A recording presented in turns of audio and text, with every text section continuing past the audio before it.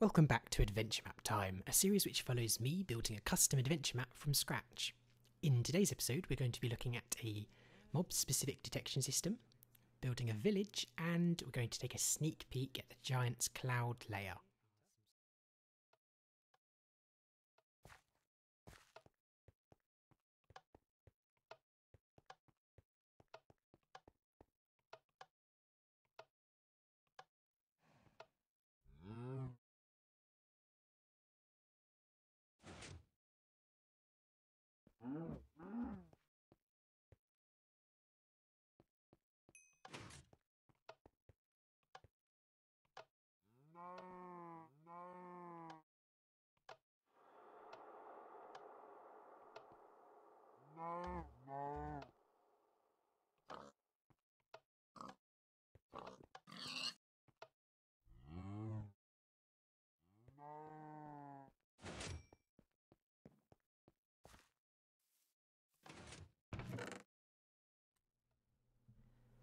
Now let's take a look at how it works.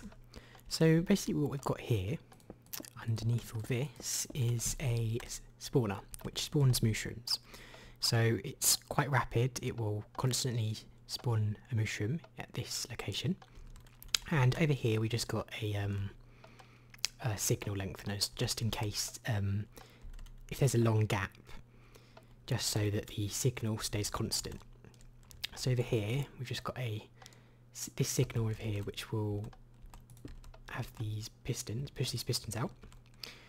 So basically how this works is this spawner here has a limit of one entity nearby. And basically what that means is whatever that spawner is spawning, there can only be one entity nearby before it stops spawning. So if I place a mushroom here, it stops spawning, which will give time, it will basically allow this door to open whilst that mushroom is in the vicinity.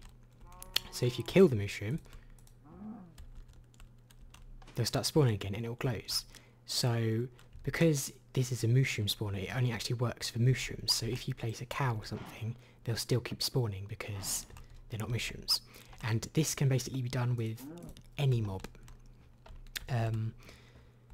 I mean here, what I've done is, it's sort of supposed to be a sacrifice, but imagine if this was a room full of skeletons and there was one skeleton spawner which could only spawn a skeleton if there were no skeletons in the vicinity. So unless you'd killed all of the skeletons in the area, a door wouldn't open, for instance. So if there's loads of skeletons and you just killed them, you'd need to kill all of the mobs before the door opens. So you could sort of do a what would you call them, a round based thing. And yeah, I thought that was very, very interesting for a mob detection system. There's going to be a few villages featured in this map, but out of them all, this is going to be the first one that you're actually told to go to. Now the theme that we're going for is a desert market town, so there's going to be tents and they're going to be selling fruit and everything. And the reason you're going to be coming to this town is to sell the Mooshroom, the magical cow. But unfortunately it's not going to exactly go to plan. So what I've done here is I've created a border around the village. It basically just consists of this sandstone, this cactus green wool and some stairs, and it's pretty simple, but I think it does the job pretty well.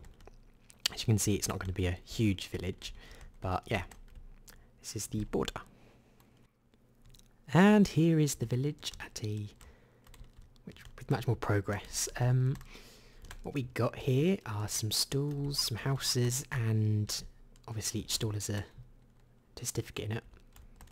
There's going to be a little side quest, but I'll get to that later. So the real reason you're here is to go to this house here, the butcher's, to try and sell the mushroom, but he's not going to want the cow because it's a weird cow. So you're out of luck. And over here we have a destroyed building and a chest, but I'm not going to open the chest because there's something in there and I don't want to show it to you just yet. And also take note of the layout of the town. There's something about this. There's another thing that I'll get to in a later episode, which I'm going to implement into the map. But for now, I'll just let you sort of see how it looks. It's quite a small village, but I quite like it. I'm quite happy with it. It's not supposed to be too big. It's supposed to be quite minimalistic in the desert. And yeah, this is the town. Oh, another thing I forgot to mention is that they are not going to be speaking English in this town. Something I wanted to add. They're going to speak some random obscure language. So yeah, that is that. But now let's take a look at the Giant's layer, the Giant's cloud layer. So basically what I've used here is World Painter to create this cloudy terrain, which is made of snow, but you know, it looks the same. Over here we've got this huge hill which will house the Giant's castle, which is yet to be built, and there is a reason I haven't built it yet, and that is solely because I didn't want to do something and then everyone hated it. So this is what it looks like. Another thing someone actually suggested to do was use the end instead of this kind of thing, but there's two problems with that. Firstly, it's not the look I'm going for. You know, it's all dark and it's not got a sky or anything. And secondly, there are Enderman spawns there. And I know you can turn that off, but it's always an issue unless if I wanted to turn mobs on, for instance, only Enderman would spawn, nothing else would actually spawn. So that's kind of what's putting me off there. But yeah, this is how it looks. So to get here, you are at the top of the beanstalk in the original area. And it'll teleport you just there, and this clock keeps stopping. If I can restart that. So you can actually go back down, and that's actually a key element. So you can go back down, and it will take you to the top of the beanstalk. Take you to very slow to generate world. So it'll take you back down because you're going to need to make trips here, I think.